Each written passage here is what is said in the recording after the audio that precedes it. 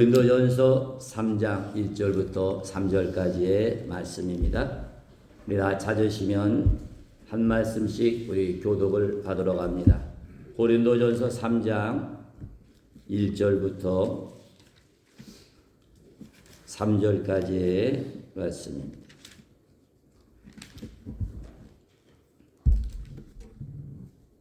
일 절 말씀 제가 먼저 봅니다.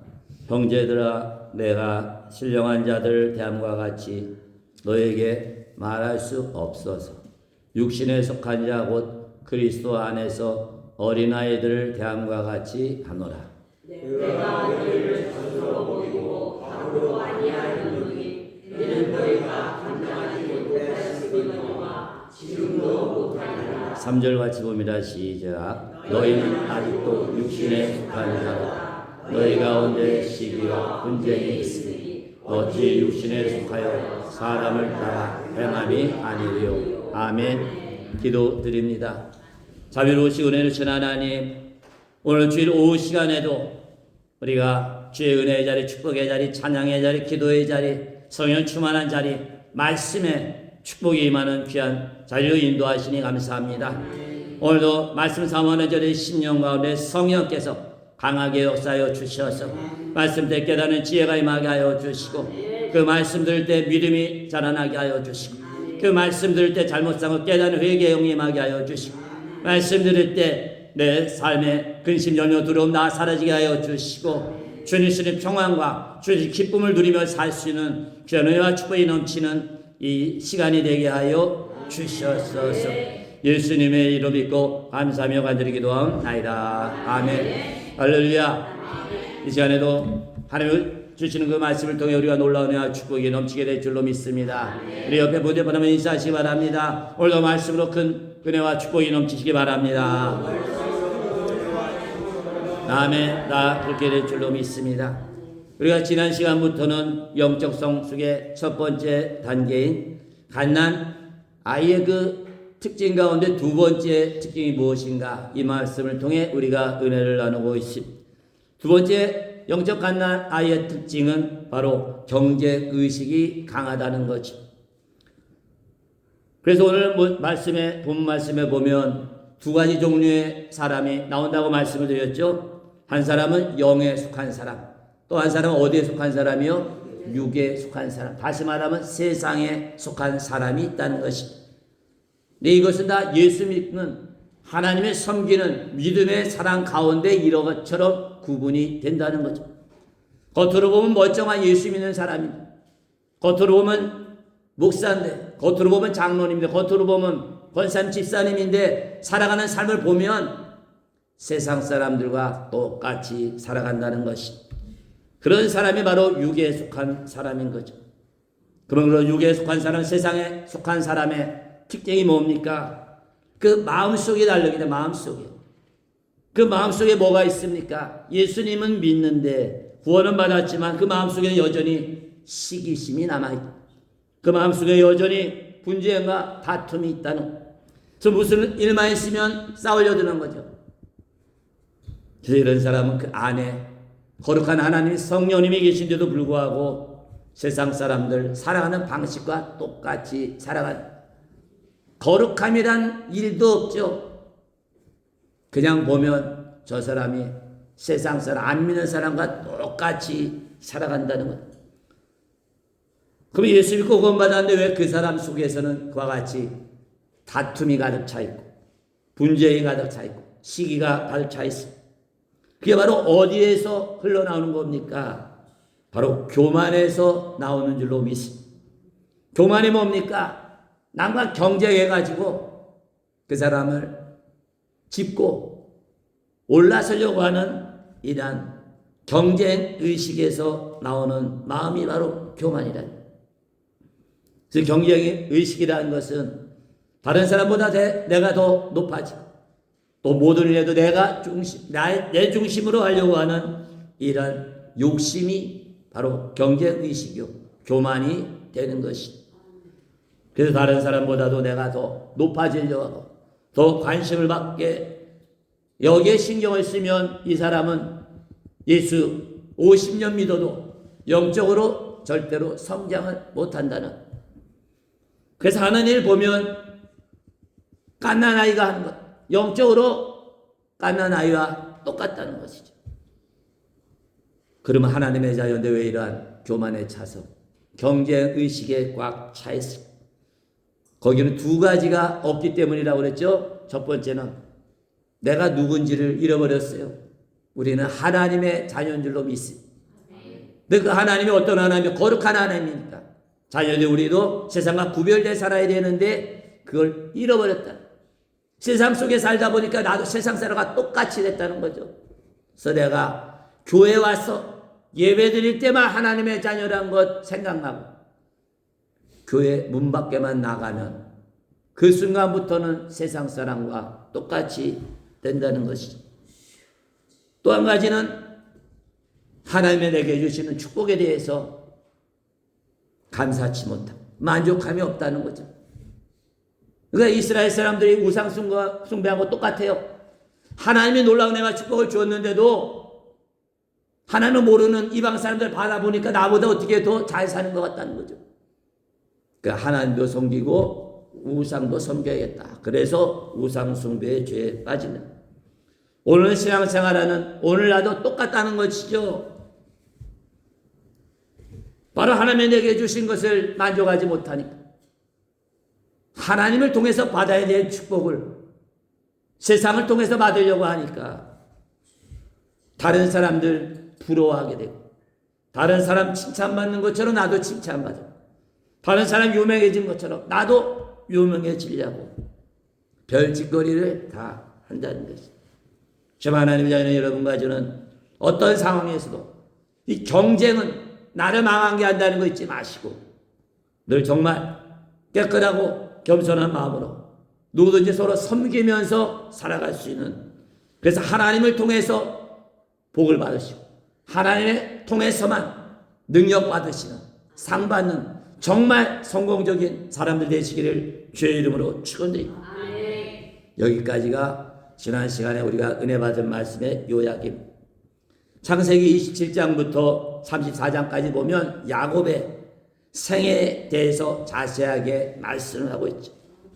읽어보면 야곱이 처음부터 위대한 하나님의 사람이 아니죠. 물론 믿음의 가정에 태어났지만 아주 교활한 사람이죠. 그래서 태어날 때부터 교활하게 태어났죠. 쌍둥이지만 하나님이 순서를 정해줬잖아요. 너는 네 형담에 나와라. 그런데 형이 나가는 거 시기해가지고 내가 형이 돼야지. 그래서 뭘 잡고 나왔어요? 형 발꿈치를 잡고 앞서려고 나올 정도로 교활했다는. 그래서 이런 사람이 어떻게 하나님 위대한 믿음의 사람이 됐습니까? 그런 그 사람의 이런 교활함과 교만함과 경쟁의식 때문에 그 인생이 어떻게 됐을까요? 손에 쥔 것 같았지만 다 뺏겨버려요. 내가 이긴 것 같았는데 패배를 했다는 거예요. 그러니까 수많은 어려움과 고난이에요.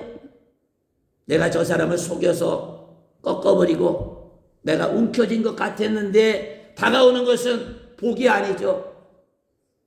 온갖 시련과 고통과 고난만이 파도처럼 몰려왔다는 것입니다. 그래서 성경에 보면 야곱의 삶이 얼마나 고단한지, 얼마나 괴로운, 얼마나 힘들었는지를 분명히 말씀하고 있습니다. 그럼 이거 누구 책임이에요? 하나님 책임입니다. 부모님 책임입니까? 야곱 자신의 책임인 줄로 믿습니다. 왜냐하면 믿음이 성장하지 못하는, 영적으로 가난하게 된 단계에 머물러 있었죠. 그러니까 하는 일마다 계속 사고 칠 수밖에 없죠. 문제를 일으킬 수밖에 없습니다. 그러면 야곱은 이와 같이 넘어지는 가운데서, 쓰러지는 가운데서도, 고통을 당하는 가운데서도 그 어려움을 통해서 하나님 나라 축복의 원리를 깨닫게 된 줄로 믿습니다. 또 하나님을 의지하는 방법을 깨달았다는, 내가 이렇게 살지 못하니까 복을 받지 못하는, 내가 이렇게 살았더니 하나님이 복을 주시는구나. 할렐루야. 이러한 지혜가 충만하시기를 간절히 바랍니다. 그래서 야곱은 자의 인생 가운데 이러한 육신의 연약함 때문에, 교만함 때문에, 경쟁의식 때문에, 교활함 때문에 부딪히는 삶의 위기를 통해서 그 순간순간이 하나님의 성숙한 사람으로 성장하는 귀한 계기가 된 줄로 믿습니다. 그래서 이러한 여러 가지 시행착오를 통해서 영적으로 성장하게 되자 오늘날 신앙생활하는 모든 성도들의 믿음의 본이 되는 귀한 성숙한 영적 단계까지 올라가게 된 줄로 믿습니다. 이것은 다 하나님의 은혜인 줄로 믿습니다. 하나님이 야곱 속에 있는 교활함과 악화가 추하고 더러운 것들을 하나님이 처리해 주신 줄로 믿습니다. 우리 인간의 능력으로 내 속에 있는 본성을 어떻게 없앱니까? 하나님만이 없앨 수가 있는 줄로 믿습니다. 뭘 통해서 없애요? 환경을 통해서. 내 삶의 고난과 고통을 통해서 우리를 가르치고 훈련시키고 깨닫게 하는 영적으로 성장하는 놀라운 은혜를 하나님이 베풀어 주신 줄로 믿습니다. 이러한 시험과 어려움과 환난을 통해서 교만의 핵심인 그 경제의식이 야곱에서 다 사라지게 됐다. 그때부터 하나님의 놀라운 은혜와 축복이 넘치게 된 줄로 믿습니다.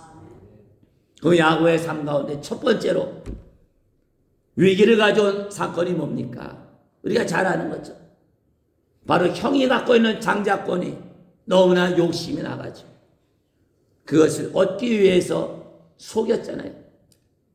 팥죽 한 그릇 가지고 형 속이고 또 아버지도 장자에게 주는 축복을 받기 위해서 변장을 해가지고 어머니가 분장을 시켜가지고 아버지한테 속여서 축복을 받게 되는 이러한 일을 얻게 됐다.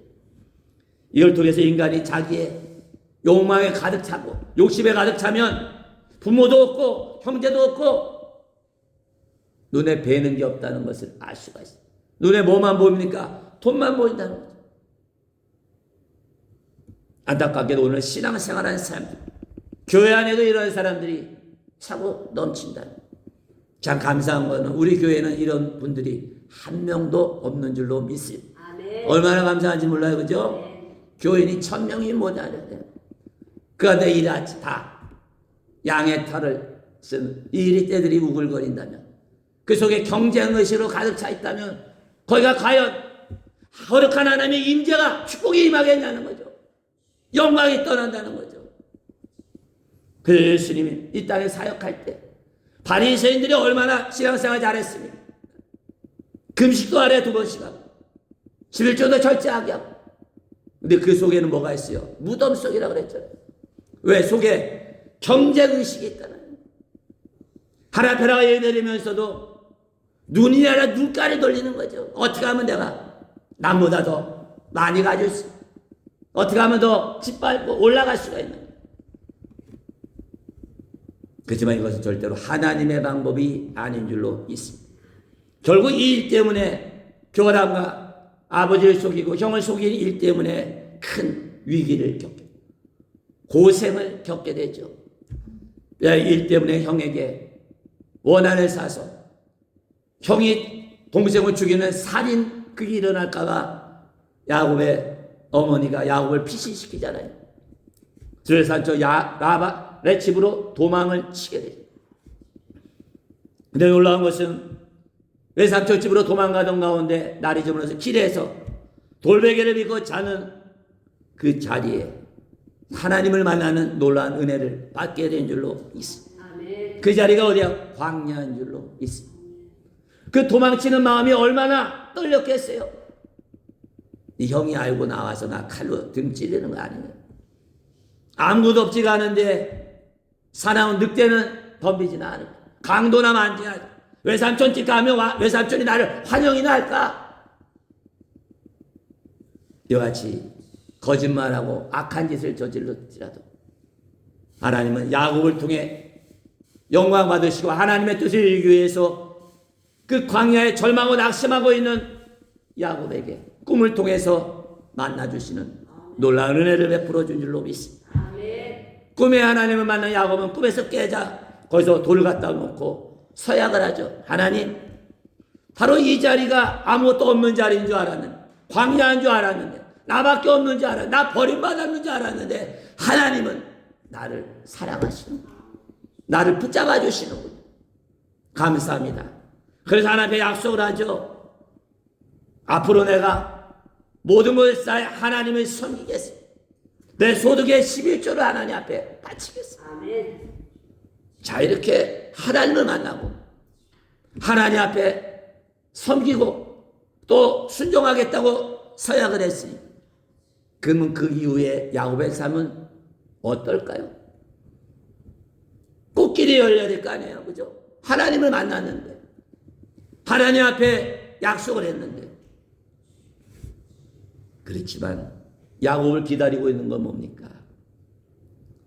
인생의 고통과 좌절과 괴로움만이 그 앞에 딱 버티고 있다. 왜 그랬습니까? 야곱이 하나님은 만났지만 그 은혜 감사해서 내가 하나님의 뜻대로 살겠다고 약속은 했지만 우리 하나님은 못 지킬 걸 아세요. 왜? 영적으로 보니까 가난해지니까. 가난해기가 뭘 아냐는 거죠. 가난해기가 변덕도 잘 부리는 거죠. 그걸 알기 때문에 하나님은 그 앞길에 꽃길을 열어주신 것이 아니라 광야 길로 인도해 주신 줄로 믿습니다. 시험과 환난의 구덩이로 하나님이 몰아갔다는 거죠. 왜 그랬습니까? 바로 하나님의 위대한 믿음의 사람이 되려면, 하나님 뜻 이루기에 쓰임받기 위해서는 내 안에 있는 경쟁이라고 하는 악하고 들은 것, 탐욕과 교만이 부서져야 되기 때문인 줄로 믿습니다.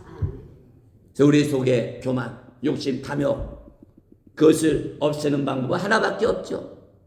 바로 광야를 통해서 우리가 연단을 받고 영적 훈련을 받아야 되는 줄로 믿습니다.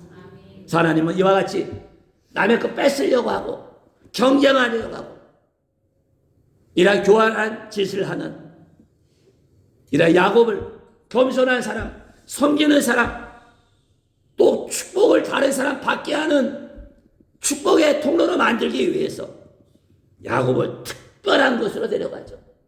거기가 어디입니까?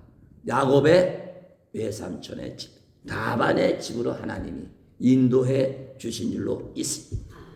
그래서 우리가 볼 때는 야곱의 어머니가 보낸 것 같지만 그 어머니를 통해 누가 보낸 거예요? 하나님이 그 광야의 자리, 연단의 자리, 야곱 속에 악하고 더럽고 추악한 것을 다 없애기 위해서 훈련의 장소로 라반을 택한 줄로 믿습니다.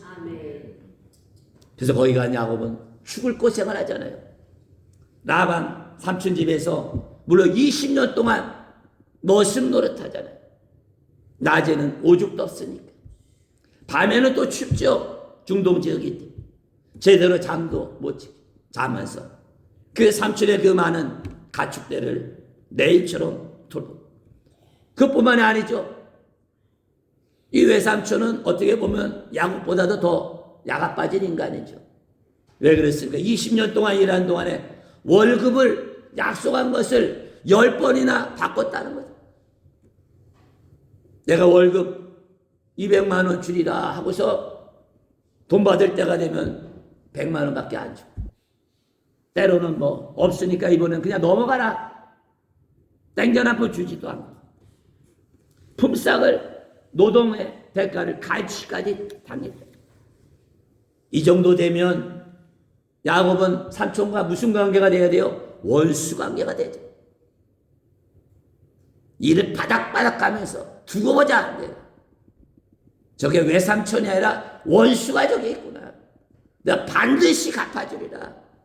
이런 마음을 가져야 되는데 놀랍게도 원수 관계를 맺지 않은 줄로 믿습니다.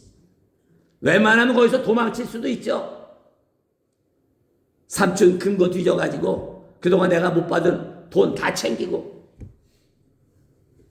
그리고 화나면은 헛간에다 불 지르고도 도망갈 수 있지만 그렇게 안 했다는 것이죠. 뭘 보서 알 수 있습니까? 야곱이 하나님의 때가 이름에 그 집을 떠나죠. 20년 만에 떠납니다. 그때 삼촌이 쫓아와가지고 뭐라고 얘기합니까? 너 때문에 우리 집이 복을 받았다. 할렐루야. 남의 거 뺏기만 하던 야곱이 20년간의 광야의 연단을 통해서 어떤 사람으로 바뀌었습니까? 복을 받게 하는 축복의 통로로 변화되는 하나님의 큰 은혜와 축복이 임하게 된 줄로 믿습니다. 그 야곱이 어떻게 이렇게 바뀔 수가 있었을까? 어떻게 이런 일을 할 수 있을까? 외삼촌과 원수 맺지 않고 그 어려움과 고난을 당하면서도 외삼촌 일을 성실하게 할 수 있었을까? 그것은 바로 세상 모든 어려움을 당할 때 인간의 눈으로 바라보는 것이 아니라 하나님의 눈으로 바라볼 수 있는 지혜가 임했기 때문인 줄로 믿습니다. 또 하나님만 의지하는 믿음을 하나님이 주셨기 때문인 줄로 믿습니다. 그러니까 외삼촌이 내 월급 반 깎아 먹어도 사람의 눈으로 보면 속에서 불이 나지만 그 사건을 어떤 눈으로 바라봤습니까? 하나님의 눈으로 바라봤기 때문에 이것도 하나님이 나로 하여금 내 속에 있는 악한 것들을 없애는 이러한 연단이구나 깨닫는 지혜가 임한 줄로 믿습니다. 또 그걸 통해 믿음이 생겼죠. 내 외삼촌은 내 월급 반을 도둑질해 갔지만 그래도 내가 원수 삼지 않고 하나님의 뜻대로 성실히 일하면 하나님이 반드시 갚아주리라. 할렐루야. 이것이 믿음인 줄로 믿습니다. 그래서 야곱이 갈 때는 빈손으로 갔잖아요. 근데 20년 만에 올 때는 뭐가 되어서 왔다고 그랬어요? 그냥 부자도 아니고 거부가 돼서 온 줄로 믿습니다. 우리도 마찬가지죠. 누군들 복 받고 싶지 않은 사람이 어디 있냐는 거죠. 근데 문제는 복을 받기 위해서 우리가 갖춰야 될 것, 없애야 될 것이 있는 줄로 믿습니다. 없애야 될 것은 교만과 탐욕과 경쟁심이고 있어야 될 것은 바로 모든 것을 하나님의 눈을 보시는 하나님의 지혜가 있어야 될 줄로 믿습니다. 산이 무너져도 어떤 손해를 봐도 내가 말씀대로만 살면 하나님이 채워주리라는 믿음을 우리가 갖고 있어야 될 줄로 믿습니다. 이것만 있으면 광야가 아니라 산꼭대기에 올라가도 여러분은 뭐가 돼요? 거부가 되는 놀라운 축복과 영광과 명예를 하나님이 주실 줄로 믿습니다. 그러면 야곱이 자기에게 큰 상처를 주고 재정적인 손해를 줬던 라반을 못하겠다 때려치고 도망간 것이 아니라 그것도 하나님의 눈으로 지혜로 바라보니까 나를 훈련시키는구나 깨닫고 끝까지 라반을 섬기는 이러한 일을 했던 거죠.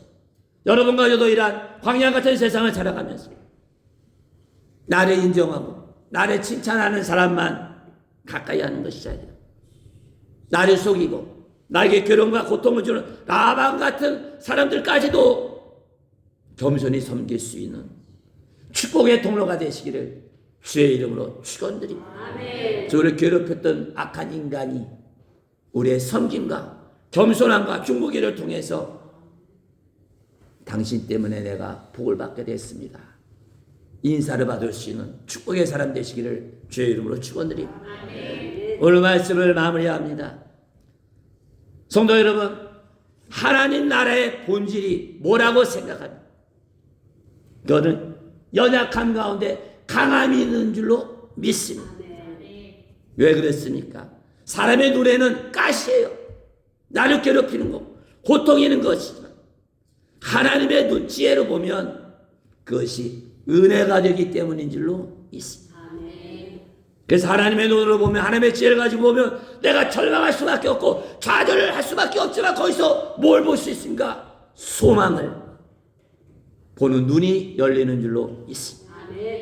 내가 환난 가운데서도 이전 하나님의 지혜가 임하는 것 믿으시기를 바랍니다. 또 고난은 우리가 하나님께 나아가는 축복의 길이요 생명의 길이 되는 줄로 있습니다. 그러면 사도 바울도 이와 같은 하나님 나라의 본질, 연약한 가운데 강함이 있다는 것을 깨달은 사도 바울, 이라 영적 눈이 열렸습니다. 하나님의 지혜가 임했습니다. 더 이상 질병이라면 눈병이라는 가시 때문에 고민하지 않고 불평하지 않고 원망하지 않고 감사하면서 기뻐한 줄로 있습니다. 사랑하는 성도 여러분, 여러분에게 뭐가 가십니까? 지금 여러분의 뭐가 괴로운 일이, 뭐가 고통입니까? 여러분과 제가 고통을 주는 사람, 아픔을 주는 가시 같은 사람에게 바울처럼 내게 오히려 은혜요 축복이라고 고백할 수 있어 믿음과 지혜가 영적 눈이 열리시기를 주의 이름으로 축원합니다. 아멘. 여러분과 제게 어려움을 주는 사람, 괴로움을 주는 사람을 보면서 겸손히 하나님 앞에 감사할 수 있는 영적으로 충만하고 영적으로 성장한 믿음의 사람들 되시기를 간절히 바랍니다. 아멘. 어떤 분이 직장 생활하면서 하도 같이 일하는 사람들이 괴롭혀가지고 하나님 앞에 나가서 통곡하면서 기도했다가, 하나님 도저히 여기서 일할 수가 없어요. 내가 교회 다닌다고 예수 믿는다고 해서 보통 핍박하는 게 아닙니다. 회식 가면 억지로 술 먹이려고, 안 먹이면은 망신 주고 나가라 그러고 사표 내라 그러고, 도저히 여기서 못 있겠습니다. 하나님 일터를 옮겨달라고 통곡하며 기도했습니다. 그때 주님의 음성이 마음속에서 들렸다. 얘야, 너는 내게 고통을 주는 가시는 없지만 평생 교만하게 살겠느냐? 아니면 이 가시가 아프지만 그 가시를 품고 겸손하게 섬기며 살겠느냐? 왜냐하면 여러분과 저를 괴롭게 하고 힘들게 하고 어려운 그 환경이, 가시와 같은 일들이 여러분과 저를 하나님 나라의 성숙한 사람으로 성장하게 하는 귀한 은혜가 거기에 담겨 있기 때문인 줄로 있습니다. 저 여러분 살아가면서 편할 때는 우리가 영적으로 성장을 할 수가 없는 것 여러분 기억하시기를 간절히 바랍니다. 살아가면서 갑자기 힘든 일, 어려운 일 나갈 때, 우리 김영자 원사님 갑자기 깜짝 놀라셨죠? 보일러가 터지고, 또 방에 그 까는 거 뭐예요? 뭐라고 하는데 어려워서 몰라. 대신 대답했는데 그게 막 하나 터진 줄 알았는데 해보더니 막 터졌대요. 그럼 보통 뭐라고 말해요? 야, 이거 재수 더럽게 없네, 그죠? 하나 터진 줄 알았는데 또 터지고, 돈만 잔뜩 들어가요. 그게 바로 뭡니까? 우리의 가시가 될 수가 있죠.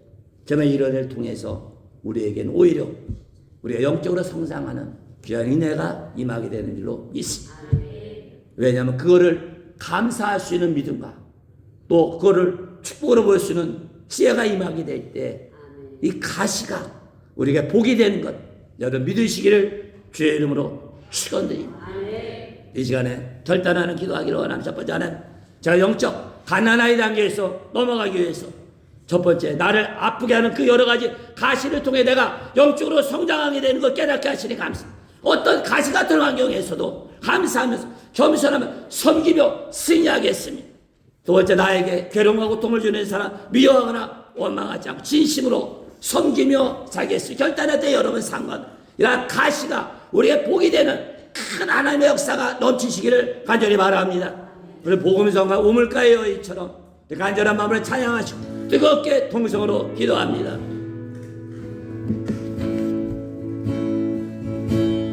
우물가의 여인처럼 난 구했네.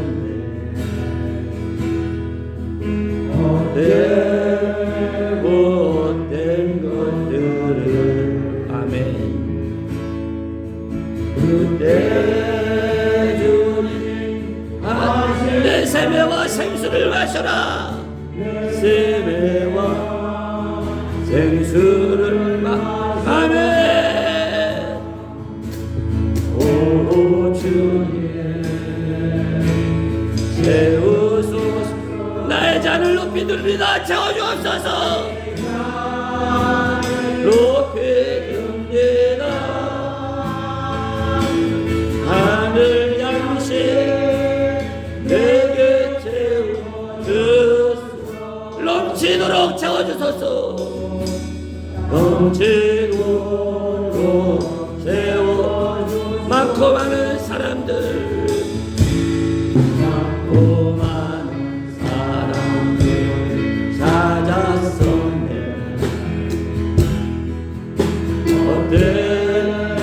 헛된 것들 주 안에 감춘 보배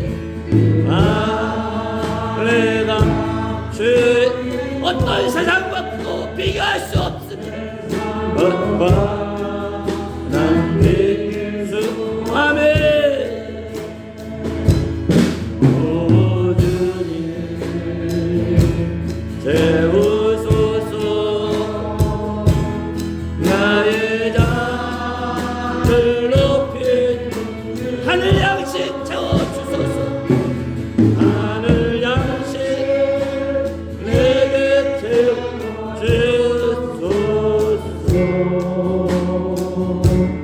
넘치도록 채워주소서. 내 친구여 어디서 오라 내 주의 넓은 꿈. 우리 주님 여러분을 환영하십니다. 우리 주님 너를 만져 그 넓은 꿈에 안아주 아멘.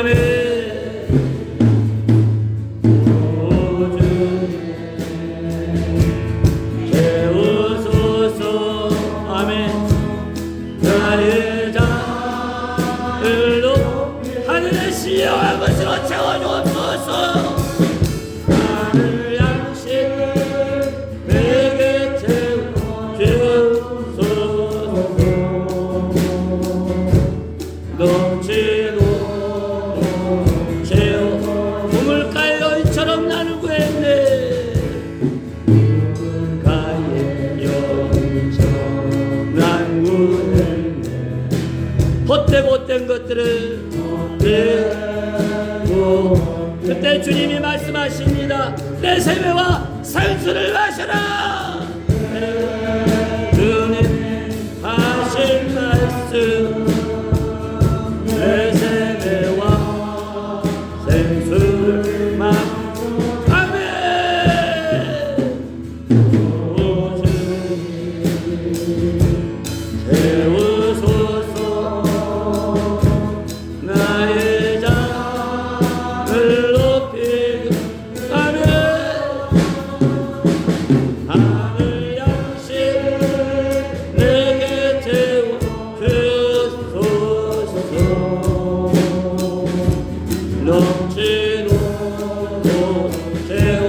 다시 한번 찬양합니다. 우물가의 여인처럼 나의 여인처럼 너무나 헛된 것들을 구했습니다. 헛된 것들 그때 주님 말씀하십니다. 그때 주님 내 세매와 생수를 마셔라. 내와 주여 내 잔을 높이 듭니다. 채워주옵소서. 채우소서. 나의 잔을 높이 듭니다. 아멘. 하늘 양식 내게 채워주소서.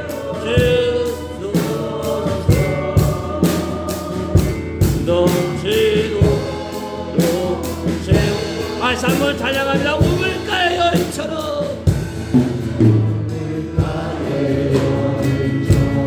안 구했네. 어때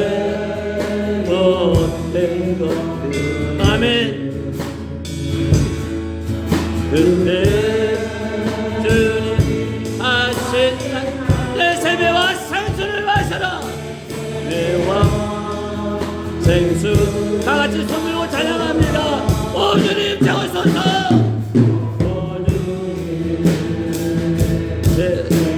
내 자를 높이 듭니다. 하늘의 것으로 넘치게 채워줘서 듭니다. 하늘 양식 내게 채우주 넘치도록 채워줘서 넘치도록 채워주소서. 지난 믿음 가지고 부르짖어 기도합니다. 주여